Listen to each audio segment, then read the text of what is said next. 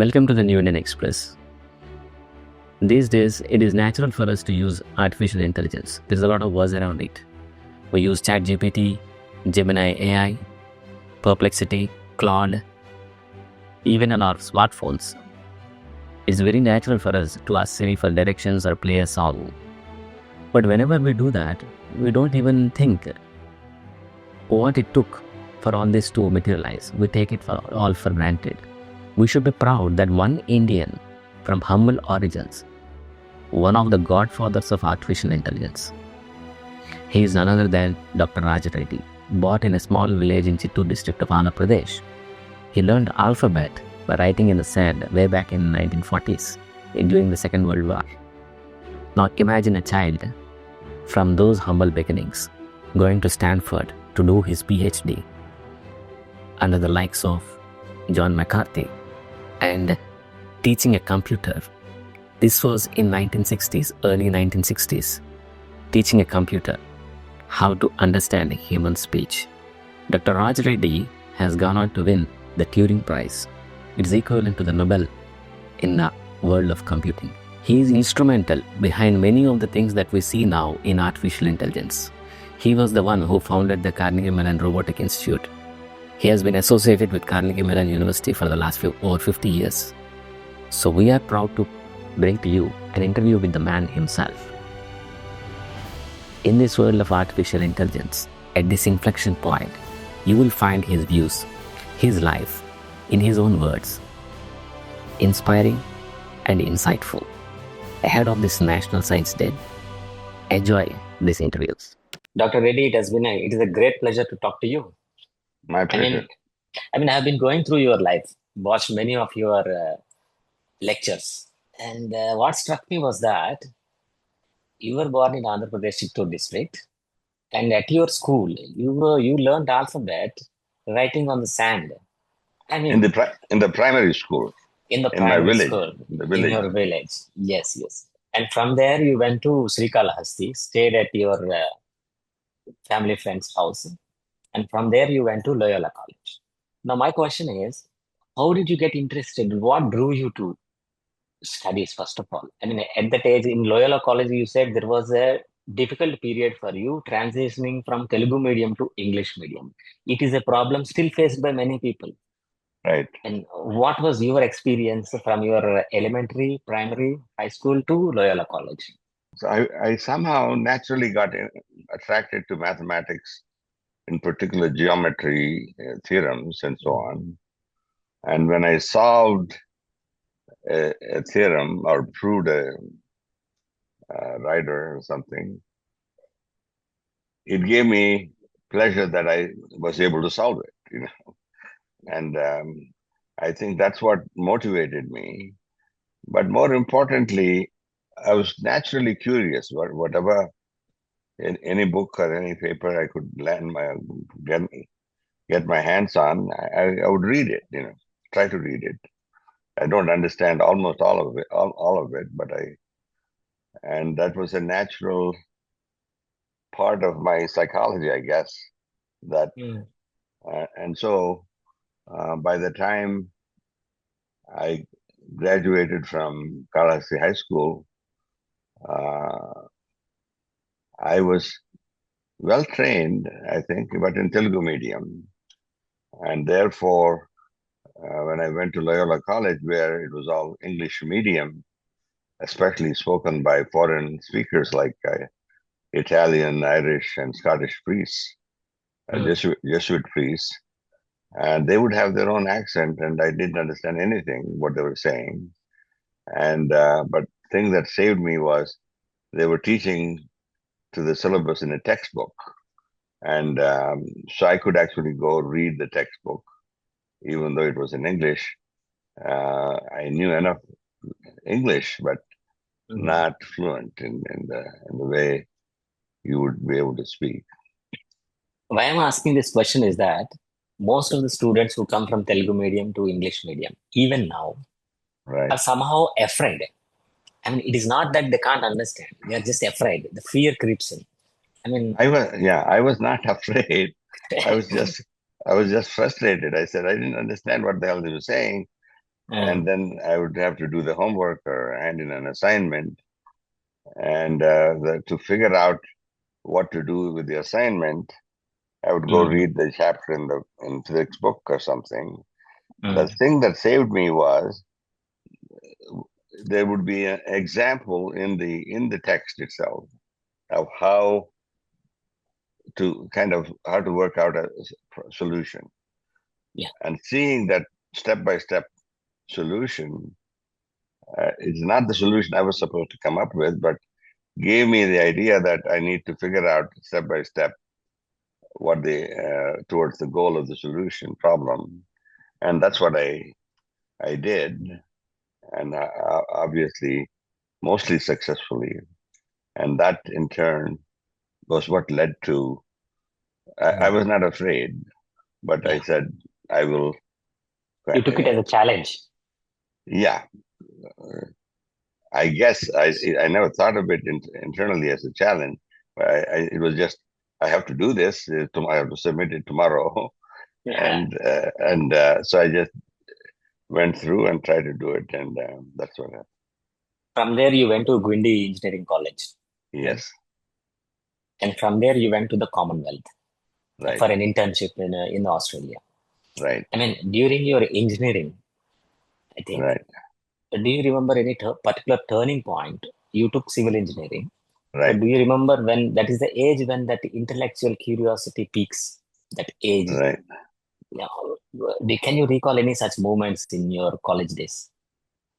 No, the moment that I thought was a miracle was the fact I got into Guindy Engineering College was because at that point the Madras presidency was split into two, Tamil Nadu and Andhra Pradesh. And if you came Mm, from Andhra Pradesh, you can only apply to Kakinada or Anantapur Engineering College. mm, And mm, so I was kind of stymied. I didn't know what to do because I wanted to go to Madras Guindy Engineering College. So I was mentioning this to my father, saying, since I don't have a nativity in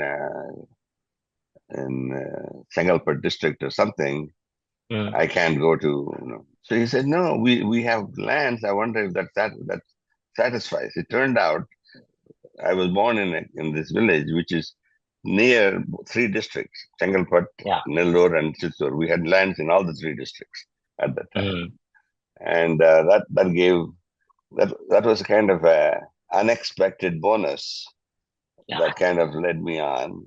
And when we Mm, got there, I did civil engineering because everybody said that's the only way you can guarantee you'll have a job. I mm, mm, said, okay, let me take civil engineering. There were other people doing telecom and so on, which might have been a mm, better thing for me to do at that time. But mm, civil engineering was just fine, mm, and so I learned a lot and a lot of skills. But I never got a first class in civil yeah. engineering. Mm. Again, through accident of history, it turned out I failed in one of the lab exams in the final year. Otherwise, I had first class marks, but I failed in this one. And that failure was not deserved, I think. Mm, It turned out there was a chief engineer or executive engineer or somebody from the services who was giving the hydraulics exam, and he had a low opinion of all Reddys. He was a Reddy, and oh, he yeah. said, and he said, all Reddys are playboys. They never study. They never do anything. And he came there with a strong opinion about how he's going to teach them to be better engineers.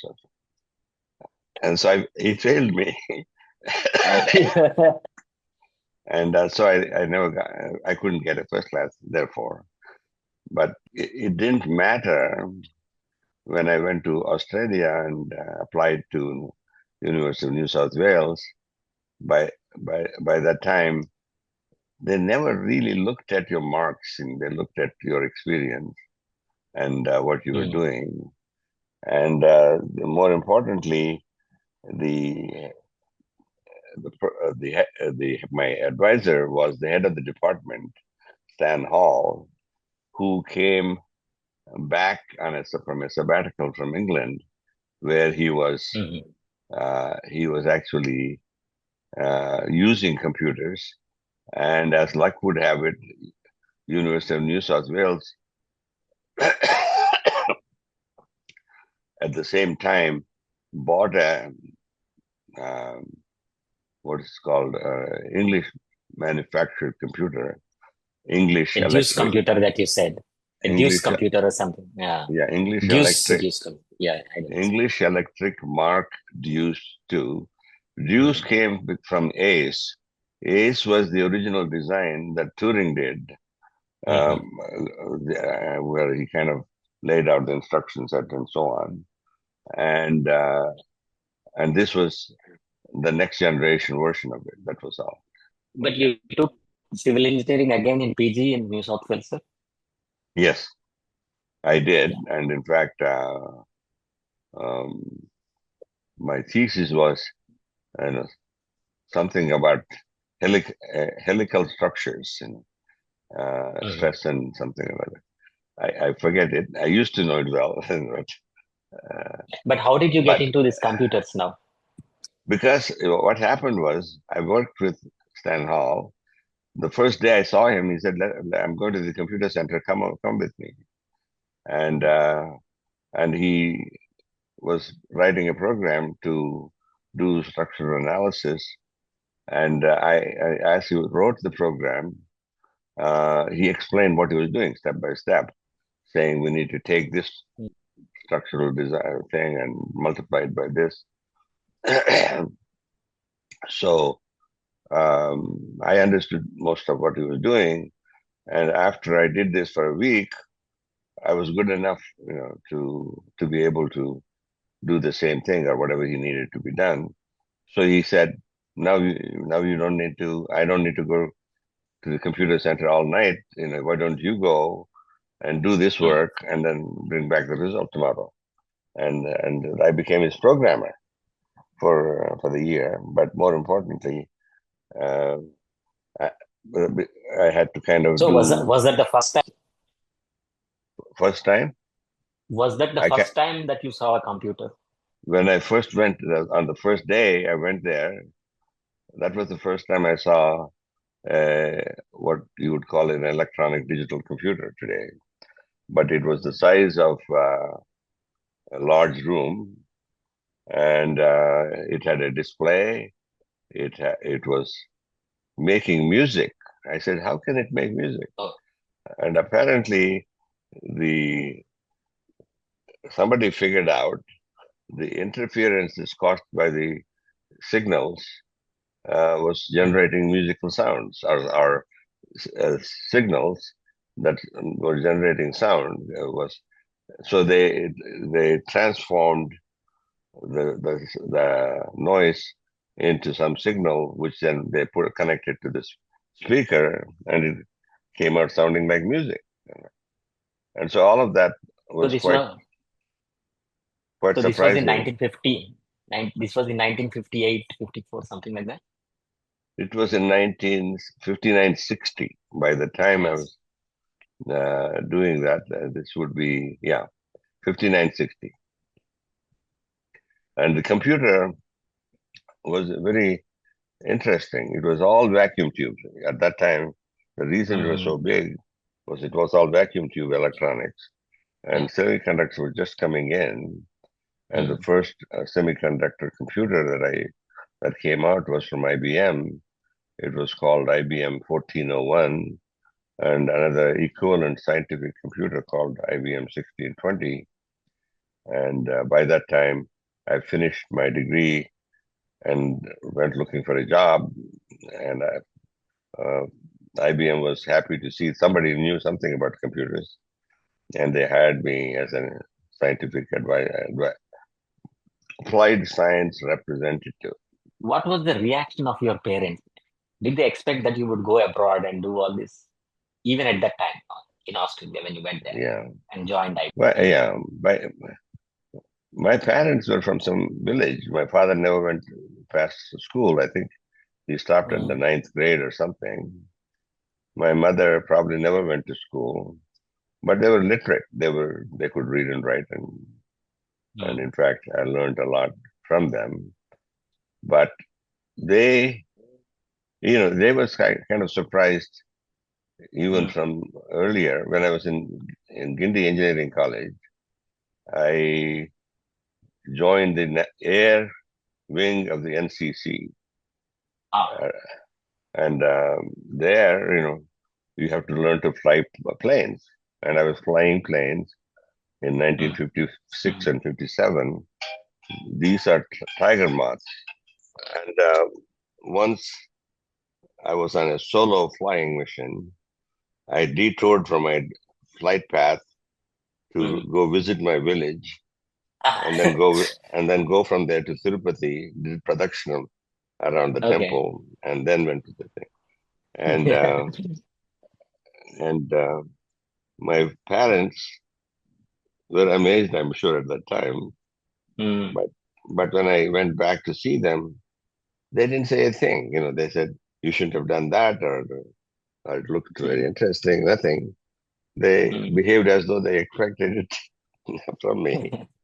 So you caught the computer bug in Australia then.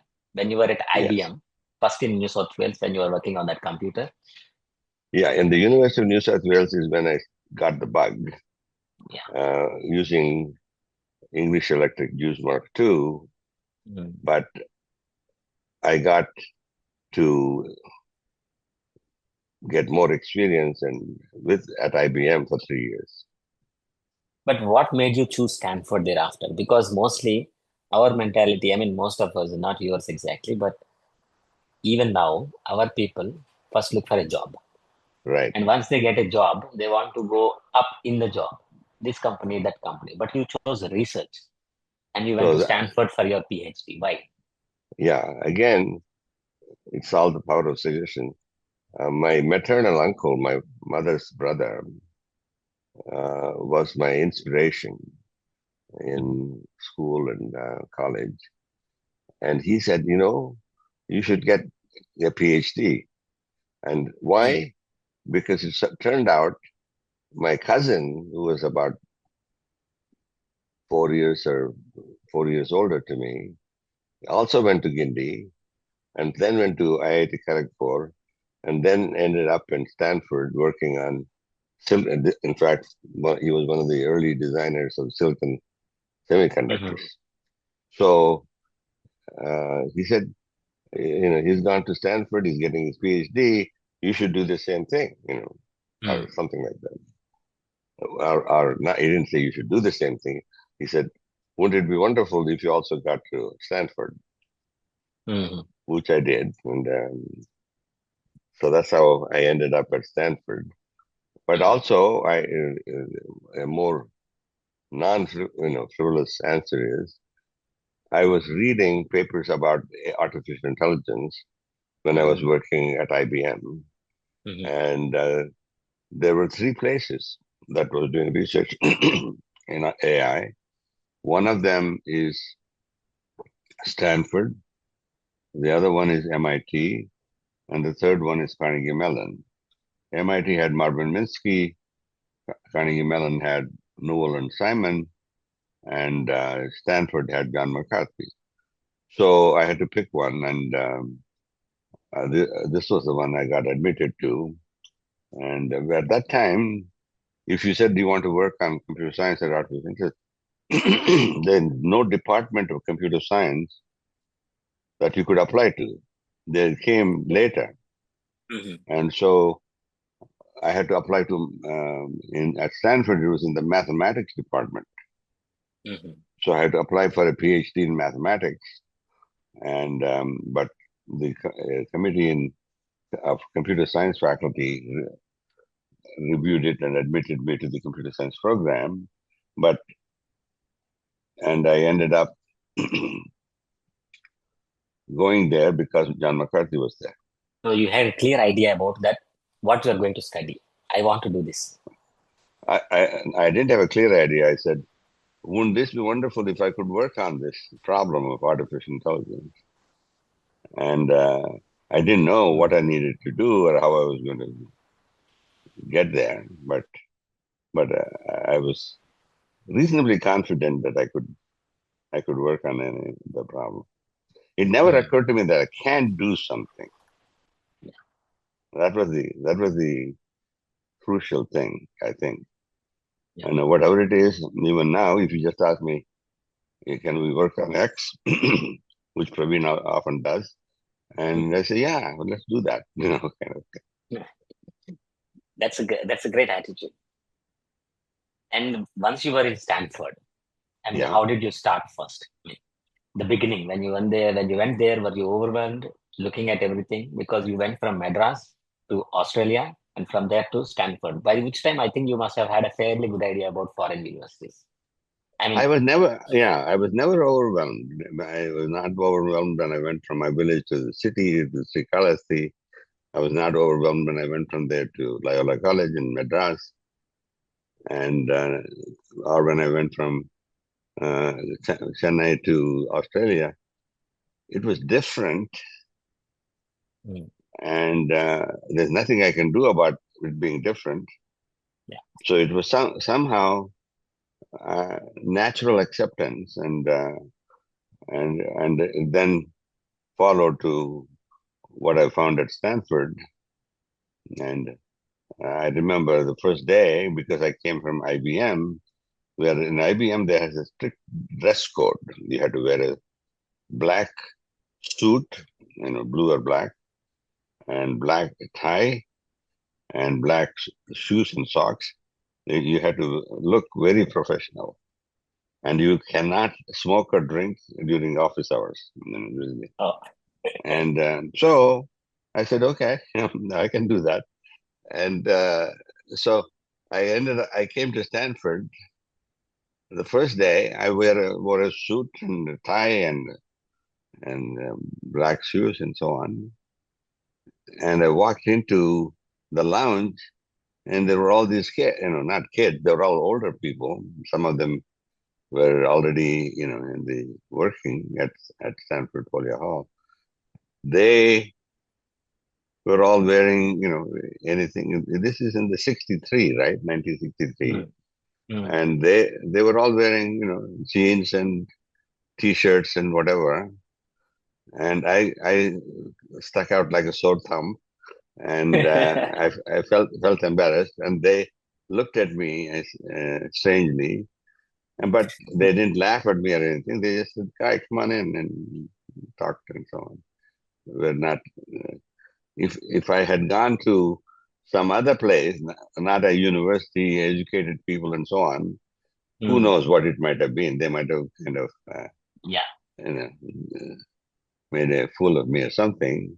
But they were very polite and friendly, and I learned my lesson. Next day, I wore also a T-shirt and jeans, and there was no problem. And then you got straight into work. I mean, the PhD, what you began with, then what was the subject that you were in? If you Yeah, are going to do a PhD. basically, the great thing was that was the time semiconductors made it possible to build smaller computers, not room-sized computers. And the PDP-1 was 4 racks or 3 racks or something, each about 6 foot tall, and 3 by 3. So there are 3 racks of these things, and that was the whole computer. And so, for a background, in U.S. at that time, 1963, John Kennedy was the president, and they had because of the Sputnik becoming the first satellite launched by the Russians, and they established this whole agency called ARPA, Advanced Research Projects Agency, and their mission was to do high risk, high payoff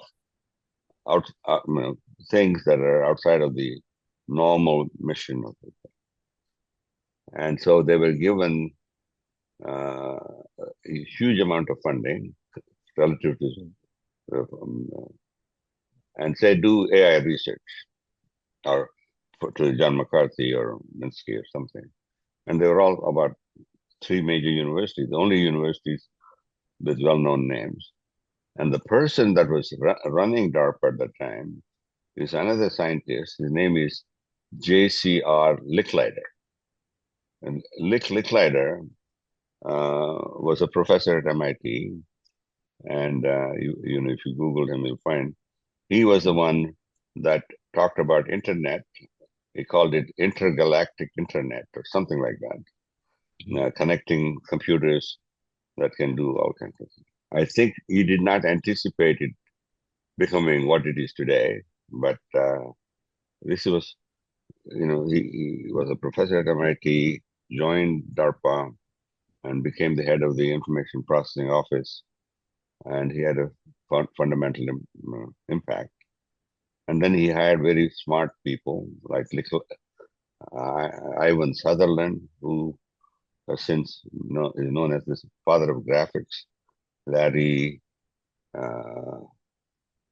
Roberts, who did first computer vision problems, and Bob Taylor on cognitive scientists. All of them became the heads of DARPA. So we had a stream of strong scientific leadership, which where they continue to invest in people, find the best people and invest in them.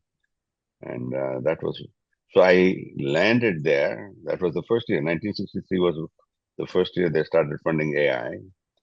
And I was one of the first graduate students in the program, and went from there.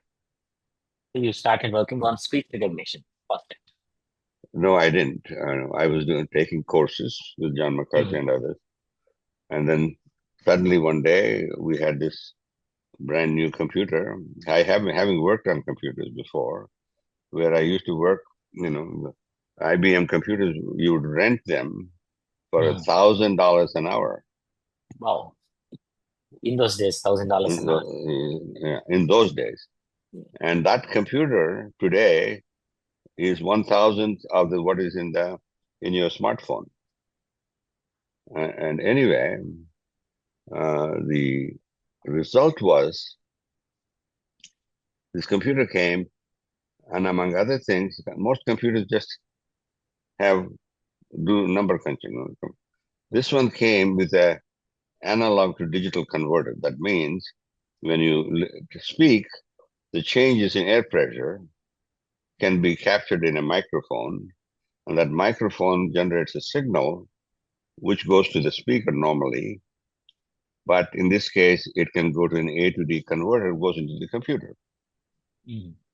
So if you digitize, what I did was we took a second of computing or a speech where you can say, how were you yesterday, or something like that. That's about a second. And if you digitized it, what you got was 10,000 numbers. Whoa. And you say, what do you do with this 10,000 numbers? And what John McCarthy said was, you figure it out. That's your problem. And that's what happened.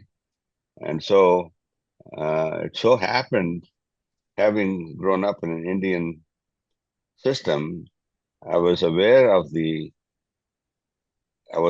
indirectly aware of Sanskrit grammar and all the other things that we derived from.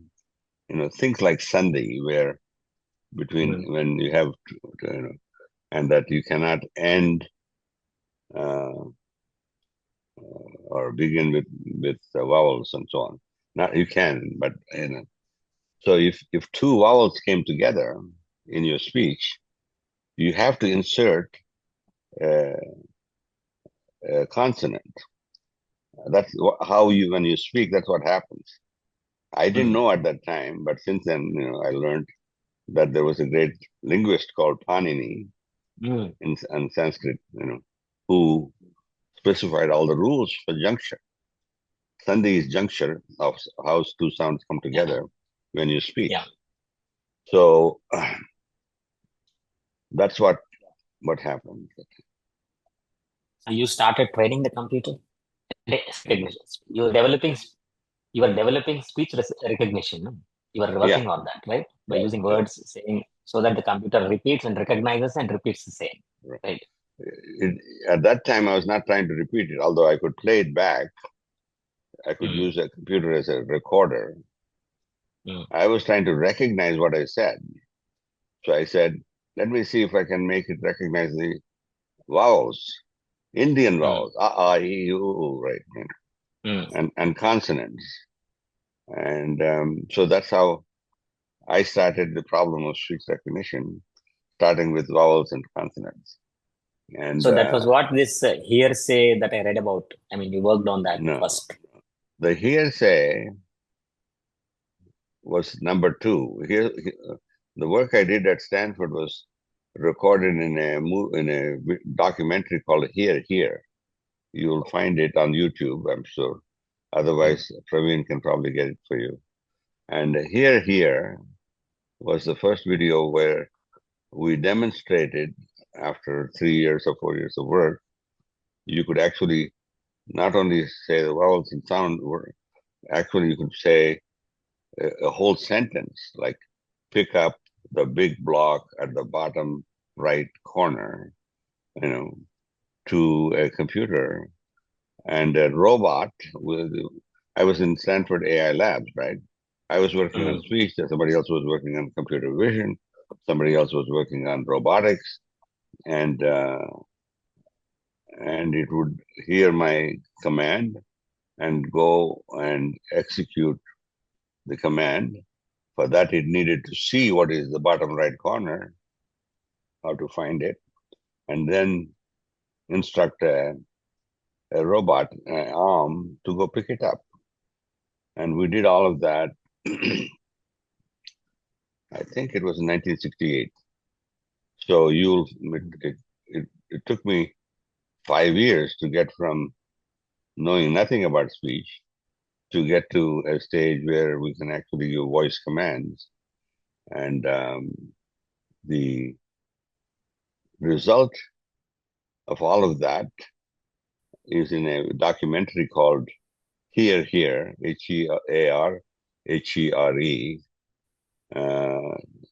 a pun on the what do we call homophones? Yeah. Two words that sound the same but spelled differently. And so that's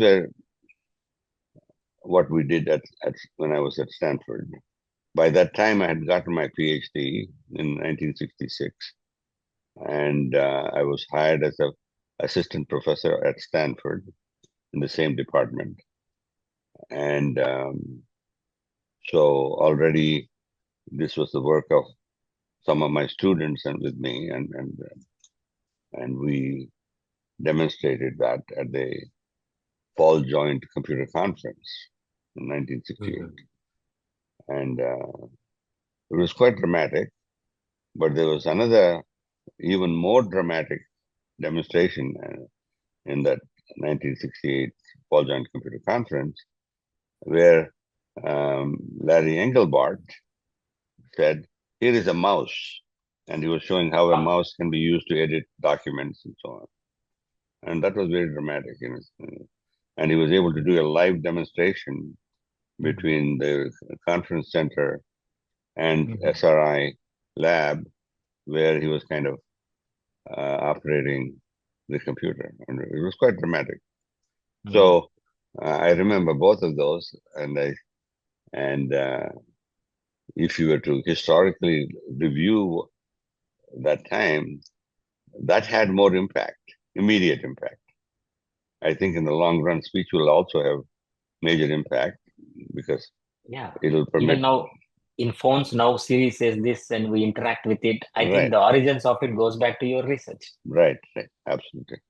What is this hearsay? And then, I mean, I read about this. So then there are two other speech videos that are on the YouTube called Hearsay and Harpy, and they're increasingly a higher capability. We started with words and spoken words which are disconnected, like pick up a big block where you pause between each word a little bit, to continuous speech, but small vocabulary, like 1,000 words or less, to go to larger vocabulary systems. And then all of those vocabulary systems were trained in one individual voice. Since the data was collected from me, when it listens, if I'm speaking, it recognized. If you spoke, it didn't recognize. So there's a whole set of problems that we had to solve. One was, how do you decouple two words which are together? Like, was a common example we used was, where were you a year ago? It turns out there are no gaps in that signal, no stops, no fricatives, no other consonants that usually are not vocalic. So in terms of Indian language, you learn things like vowels and then consonants, the K and the C and PTK and so on, the stops. And then you get a sequence of sounds, ya, ra, la, wa, sha, sha, ha. All of them, ya, ra, la, wa especially, are what is called in linguistics called liquids. And these are vowel-like sounds. So when I said, where were you a year ago? There are no gaps there. They're all vowel-like. And there's no to separate it out. And so the next difficulty was going from isolated words to connected speech, going from connected speech to larger vocabulary connected speech, and then going from larger vocabulary connected speech to speaker independent larger vocabulary connected speech. So every one of these became a challenge, which took a large number of researchers, not just me, 5 years to 10 years. So by 1999, we were demonstrating speaker independent connected speech recognition. We were actually dictating at that time. There was a computer company started by one of my students, Jim Baker, called Dragon Systems, which was the first large value company to hit the market. And so anyway, that's where we started. And later, from 69 onwards, you have been with Carnegie Mellon University. I read about that, how you had to move from Stanford to this. In Carnegie Mellon University, you started the Institute of Robotics also. Right. And during all these years, you have been involved in research in AI. Yeah. What so basically, basically, what is AI? Different people, give it different definitions. And in particular, some people will say it's going to replace human beings. That was never the case. We never talked about that. We said, can a computer do things that human beings do? And why did we do that? We thought, even as early as 1965, the role of computers and AI is to enhance the mental capabilities of the human being. Whatever you do, if you want to cross the ocean, you build a boat or a submarine. If you want to fly in the air, you build an airplane. Otherwise, human beings are not able to do many things that we now do with engineering. If you think of AI does the same thing for your mental capabilities, anything you do with your mind, that I do, if you don't have many tools, we'll be at where we are. But if we had tools, our brain will be able to invent things that are much more powerful than we can do by ourselves. Yeah. And that's what is happening with the more recent AI results. We are demonstrating that human beings, with the help of machines, the machines today are literally mind-boggling. They're 10 to the 20, what we call 100 exaflops operations per second. When I started in 1966 and so on, it was like a million instructions per second was a already fast computer. Most systems that we were using were less than a million. So if you go from 10 to the 6 to the 10 to the 20, you've had 10 to the 14, like 100 trillion times more computing power. Mind-boggling. Mind-boggling. And So that's what as some people think now, or even some people like, I mean, those who are running Elon Musk or somebody, I mean, who are involved in AI or indirectly, Mhm. they give the impression that soon we might have AGI, and then you may get super intelligence, and all kind of frightening scenarios. They Do will you have agree with AGI. that? I mean, Yeah, no. of course. We will have Mm, AGI. We will have super intelligence because I think computers will get even faster, right? So, but what does that mean, AGI? mm, There are two definitions. These are my definitions. Most people kind of say AGI is human level intelligence, but that's not something you can measure. mm, One definition of a general intelligence is someone that knows a lot of things about a lot of things. Like Aristotle was supposed to be one of them, polymath. He knew a lot of stuff. yeah. Leonardo da Vinci, Ben Franklin, Thomas Jefferson. There were a whole bunch of people that we called polymaths who knew a lot of things. Some Mm, of them were also autodidacts, meaning they can learn stuff by themselves. They don't need anybody else. And examples of that, mm, most brilliant example is our own mathematician, Srinivas Ramanujan. He learned all of mathematics by himself. yes. Uh, and somebody said it took other serious mathematicians like Gauss and Leibniz and so on 300 years. And Ramanujan, in one lifetime of less than 30 years, invented all of that, right? So that you would call it super intelligence, Yes. right? So Yes. we have seen examples of polymaths and autodidacts, and we are now getting to a stage computers may be able to do that, right? And so what are they? They're Mm, AGI, if you agree this definition, is an intelligence that knows a lot of things about a lot of things. But you need mm, quantitative measures of that. The quantitative measure of AGI is they gave, I don't know if you know about advanced placement tests for high school students in USA, mm, mm. college Yeah. board exams on AP tests. So if you take an AP test and pass it, then when you go to college, you don't have to take that course again.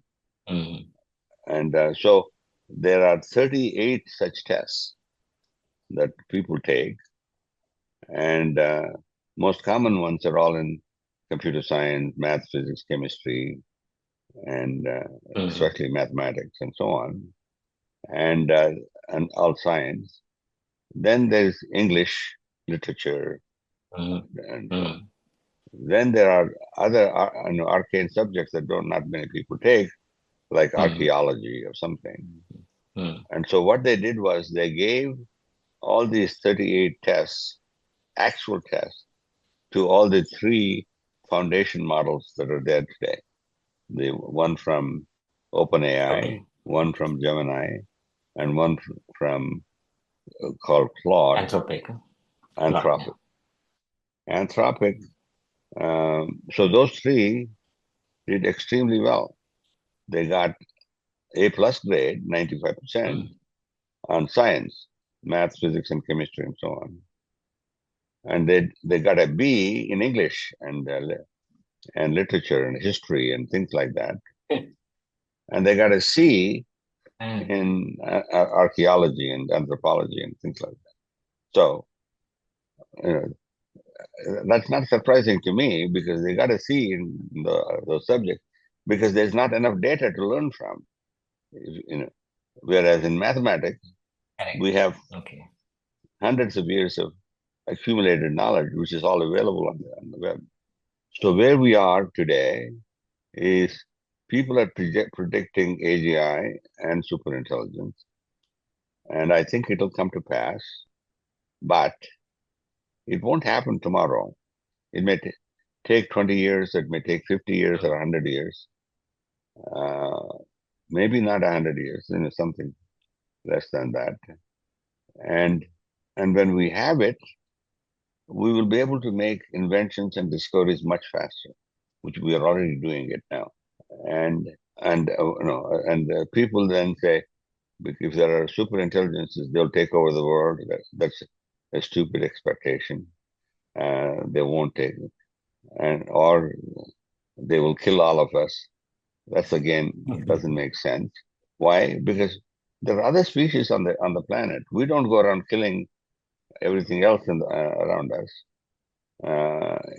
So many of these things, what they call existential threat, I think are complete nonsense. But there are things like if I'm hiring somebody because I need a mathematician or something, in the future I may not need to hire one, or I may hire one when I need 10 people, and the other 9 will be AI mathematicians.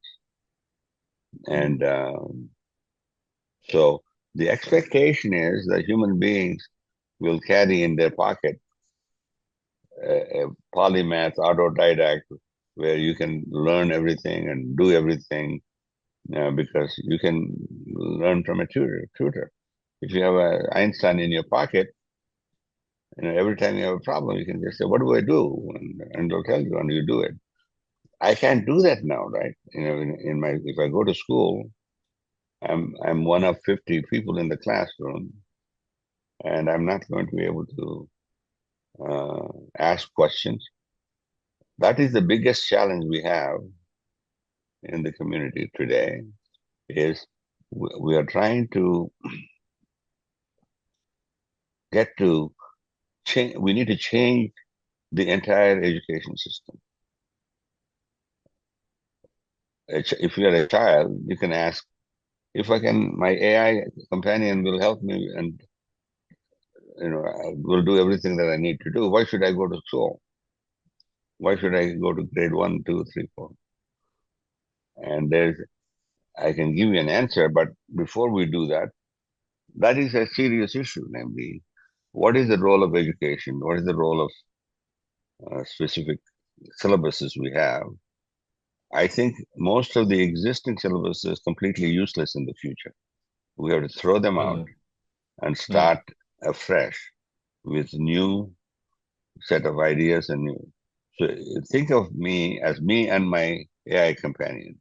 Does that apply even for a developing country like India, where we still have people? No, especially for developing countries.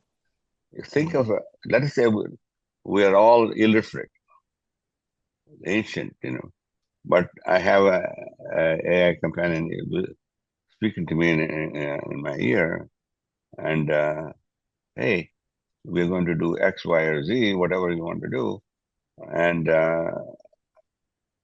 and what you need is that you should be able to speak. You don't have to know how to read. You don't have to know how to write. Or you don't have to know any mathematics. Your companion knows all of it. You don't need to do any of that. But you are the boss. You are kind of setting the pace. You say, what are we going to do today? and it'll come back with it. As per the plan, if you're 5 years old, you should learn how to read, write, and do arithmetic. But I don't want to do that. You can do that, Then you need to your AI assistant will come back and say, but if you don't know how to read or write, or if you don't know, when somebody comes and tells you something, you won't be able to tell the truth from the falsehood. So that's where we have a whole lot of stuff we have to do, and I don't have all the words to me now, but Praveen probably will create some, which says, even if you don't have the knowledge to read and write and thing, you can function like a PhD. But what you need to have enough education so that you can think and distinguish the right from wrong. Deep fakes are going to be all around. And so the question is, when you see one, is it real or is it falsehood? That you can create anything. And so the slogans we created about education in the future is we need to teach them learning to learn. What does that mean? It is the syllabus for the first grade, first day. So it means we're going to try to write. This is what we have to do, right? And you say, I don't want to learn to write. I don't need to learn to write. But if somebody gave you a legal contract or something, you need to be able to validate it. So the issue in the future is going to be a human being should know how to learn anything they need to learn. That's what we call learning to learn. And you can learn to anything you need to learn by yourself as an autodidact, because you don't need other people telling you. You don't need a teacher standing in the classroom. And all that you have to do is to say, oh, I have to write ah. I don't know what ah is. Well, how should I write it? And your assistant says, here, look at the screen, and it writes it. So now you do it. Now you have to actually either do it or refuse to do it. It's kind of stupid. I don't want to do it. So it's a back and forth thing, and you have to. Education becomes an exercise in motivation of the student. I won't learn what I need to learn unless I'm motivated to learn. And then the So we have question to change education right from the primary level, from kindergarten, yeah, from the all the way kindergarten. to PhD. And the reason you need to learn all this stuff is you may need to make decisions based on some of that knowledge. So let us take healthcare, for example. All of us get sick. And let us say I have a cold, or I have cancer, or I have something, and I need to be able to take in what my AI assistant is saying is, hey, this is very dangerous, man. You have to do something. And if you don't do it, you'll be dead in 24 hours. And so I have to take it seriously and try to do. For that, I need to learn what problem I have. What is this? I have pancreatic cancer. And I don't know what pancreatic. So you have the learning to learn thing, where you ask a question and your assistant tells you. For example, if you happen to use ChatGPT, one of the things you should do is there is a book called Intellectual Devotional, which has 365 topics in health. Wow. And those are all topics everybody should know. And when I looked at the topics, I probably knew maybe 5 to 10 to 20 maximum. And the others, maybe another 100, I've heard the name or word, but I didn't know what it was, like diabetes or hypertension or whatever. I heard the word. I knew it was some disease, but didn't know what to do, but how it came about, what is the cause of it, how do you control your sugar, whatever it might be. And in order for me to make intelligent decisions, I need to understand that knowledge. And here is a guide that's saying, I'll teach you that. It'll only take you 10 minutes or half hour. That is what you normally would have taken in a conventional classroom a whole year or a month or something. You can learn in 1 hour. That what we call just-in-time learning. You learn every subject when you need to learn it. And if you don't need to learn it, then it's okay. I have last 3-4 questions. I mean, I will not take more time. You were awarded the Turing Award, and Yeah, then you won the Legion of Honor, Padma Bhushan. I mean, the list is so long that I mean, right. how did you feel when you were given the first time this kind of an award? Did you ever imagine that you would go to that level? Never, never. Turing Award. I, I mean, first from no, the Asian, first Asian. yeah. The first award, major award I got was Legion of Honor from President Mitterrand in 1984. And that was because I was working Yeah. in France as a chief scientist for a research center, which tried to use computer science and AI in helping the human race. Centre Mondial Resource Mm. Humaine or something like that. And then, I was elected to the National Academy and got the Turing Award at some point. But after that, you kind of assume, I don't necessarily covet these things. I want more awards than something. And I don't assume that I deserved it. I don't, but it happens in life. And You have to. Mhm. Yeah. so the more interesting thing is there are several awards, especially more recently, where they wanted to give me the award. I said, I'm too old. I don't need any more awards. Here is another young person that give it to him because he certainly deserves it. And receiving this award will help him in his career. For me, is one more biridu, I should say. You recently there was India hosted the AI summit, global AI Yes, summit.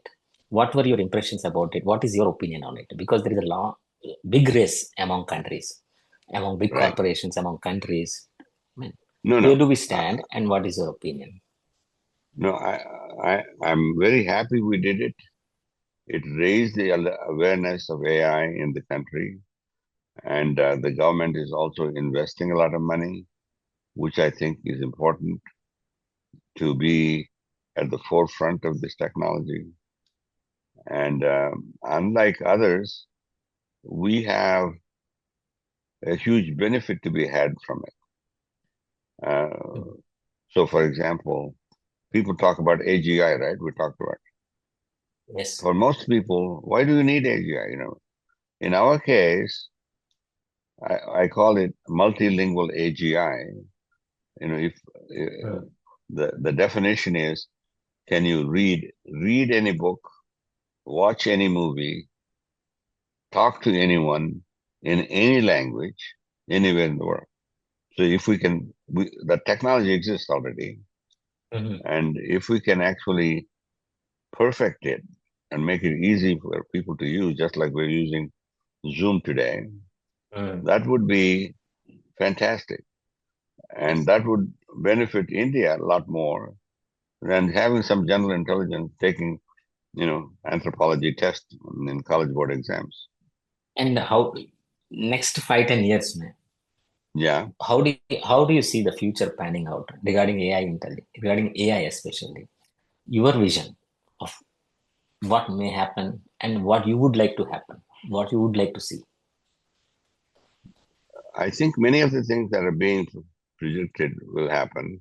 What I Mm. want to see is if the country can provide a standard AI companion for every student from ages 5 to age 21, that would have a tremendous impact on every one of us.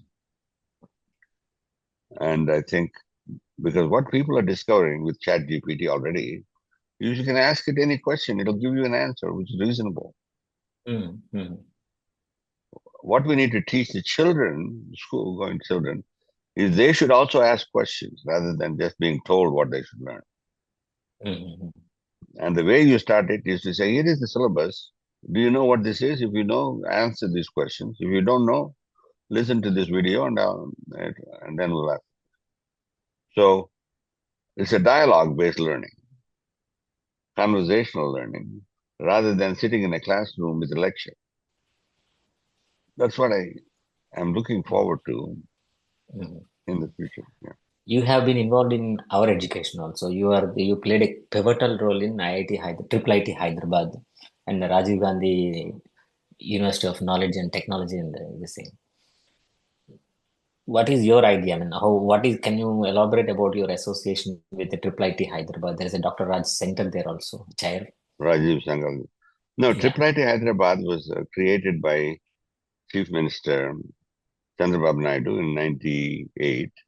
And he already had some visionary ideas, and this was one of them. And he called me and asked me to become the president. I said, sorry, I'm already fully occupied and cannot at this point. And so I became the chairman of the institute. And we had Narendra Huja, Rajiv Sangal, P.J. Narayanan, and now Sandeep Shukla. All of them are outstanding scientists, outstanding researchers, and have taken on the responsibility. So that has worked very well. Rajiv Gandhi University is a different kettle of fish. The original impetus came for that from Chief Minister Raj Reddy, YSR. And I told him, look, you're from a village, I'm from a village. We escaped from the village to get into positions we're in. There are at least 10 people in my village who are actually smarter than me. They're still in the village. They never got the opportunity. So we decided to establish these three triple ITs, one in Basra and one in Nuzvidu and one in Vidupai and Kadapa, with the goal of providing free everything, free food, free hostel, free accommodation, free tuition, free everything for the top 1% of the students. It turns out to be a very difficult task to do. 1% of the students in combined Andhra Pradesh were like about 10,000 students. And so finally we reduced it further, saying, let's start with 6,000, 2,000 in each place. And the important thing was, how do we select them? If you selected using the current method, you select each person if he's the best person in the state or the country. If you take IAS exams, they conduct a nationwide exam, everybody takes it, and or JEE, million people take it, they can only select 100 IAS officers and maybe 10,000 people that apply to IITs. This is a very strong filter going from 1 million to 10,000 even. Even out of the 10,000, not everybody gets into everything. They're asked to do subjects they don't really want. What happens is there are a number of seats, which is artificially fixed. In the old days, that was because you can only have one teacher and it has to be in a classroom. Students are taking subjects that they don't really like, they never were interested in, but that's the only thing they can do. And so they just join. Yes. Just like I joined civil engineering, not because I liked it, but it was a thing to do. But if I wanted to kind of get higher education. And so at this point, we changed the rules of the game. We said, we're not going to select the best in the whole state or whole country, but we'll select the best among the top in one mandal. You had to pick some smallest, not a whole district, that's still too big. That's like 2 million people. But a mandal usually is about 50,000 people. So what we said is, we'll select 4 people from each mandal, 2 OC, and one BC, and 1 SCS. Among these, the best SCST student in the whole mandal gets selected. What this did was, this eliminated what they call the creamy layer. Right now in SCST, only people that get in, pass the statewide exams, are people that had good education in SCST. And those are all usually in cities, usually for already educated parents. And so in this case, we said, doesn't matter if he only got 3rd class or something. If he is the best student, we'll select them. And as we would have it, we said, we'll do it at 10th grade. We'll take whatever marks they get in 10th grade marks. But we said, in the 10th grade, after the 10th grade, everybody was going and joining these coaching classes to study for the entrance tests of the JEE, and they were not really learning all this other stuff they're supposed to. In the 11th and 12th, you would have learned, maybe taken some more Shakespeare or any other English language literature, Telugu literature. We were not doing any of that. And so, by having some unexpected, wonderful things happen as a result. We selected 56% of the students out of the 2,000 were girls. It turns out at 10th class, if you don't distinguish between the genders, the brighter students are the girls. Boys may be bright also, but they waste their time fooling around and doing all kinds of sports and whatever. And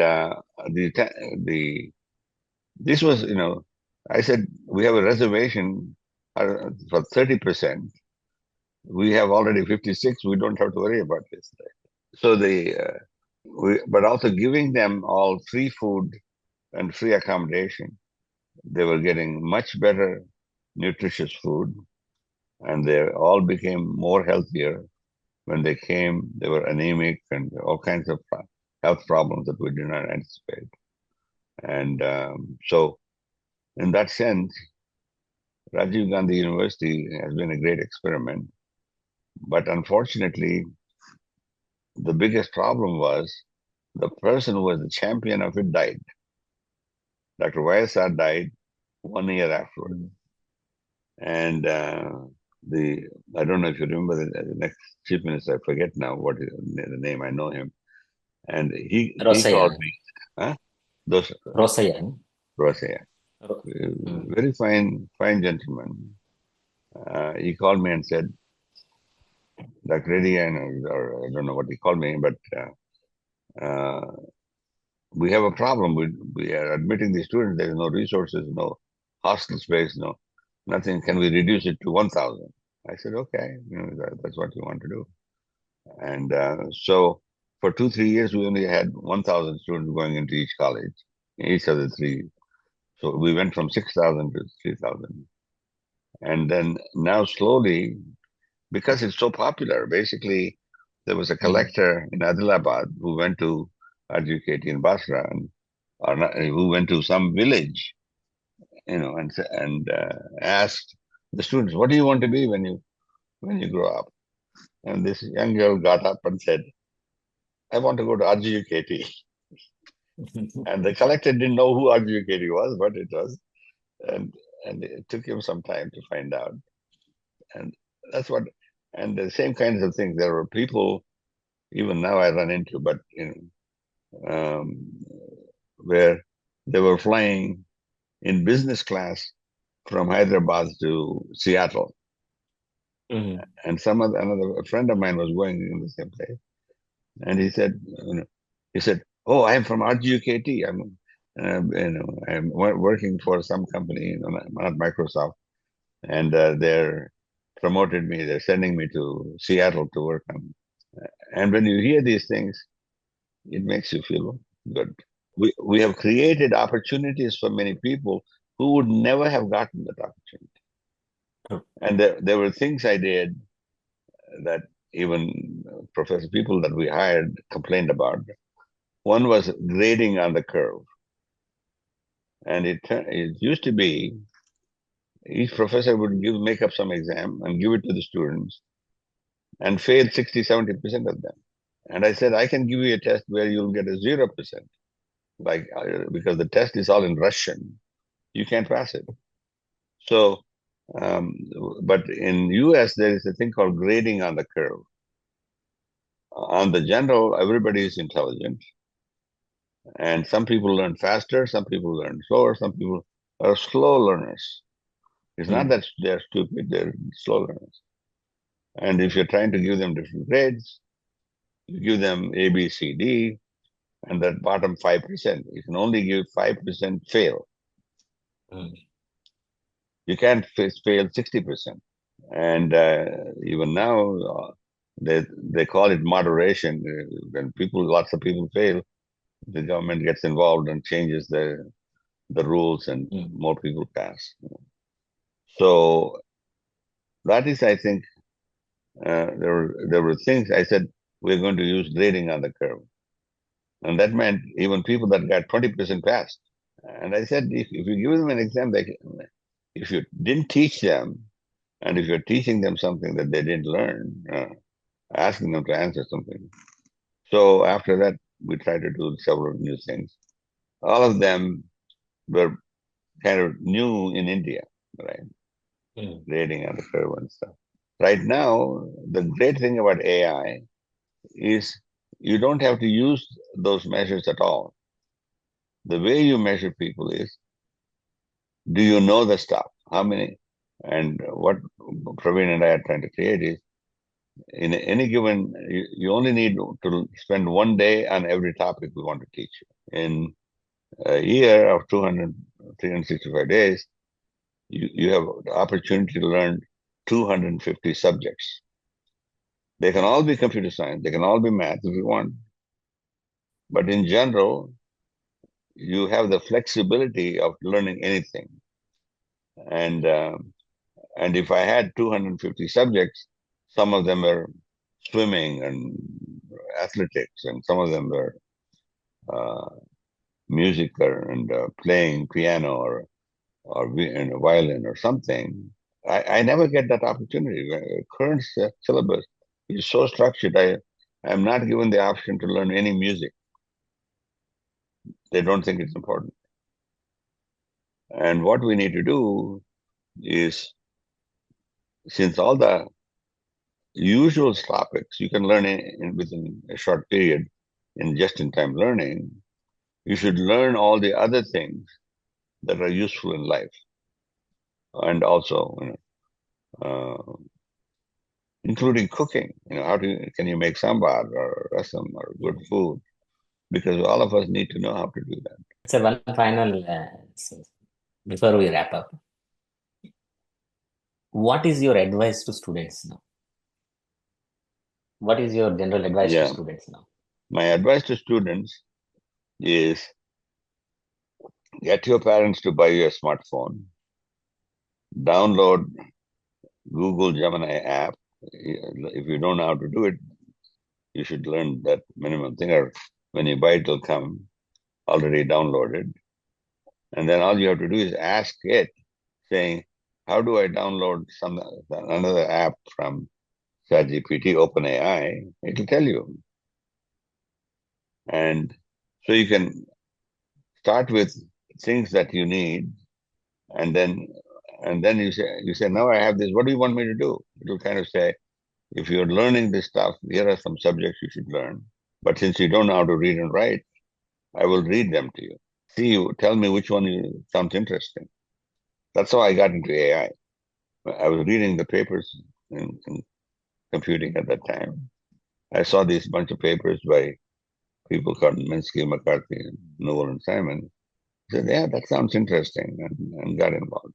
I was the first Indian to work on AI, probably the only Indian to get a Turing Award. So, Yes. okay. Yeah, we're so proud of you, Dr. Reddy. Uh, And Thank you. Thank you so it's much, Patrick.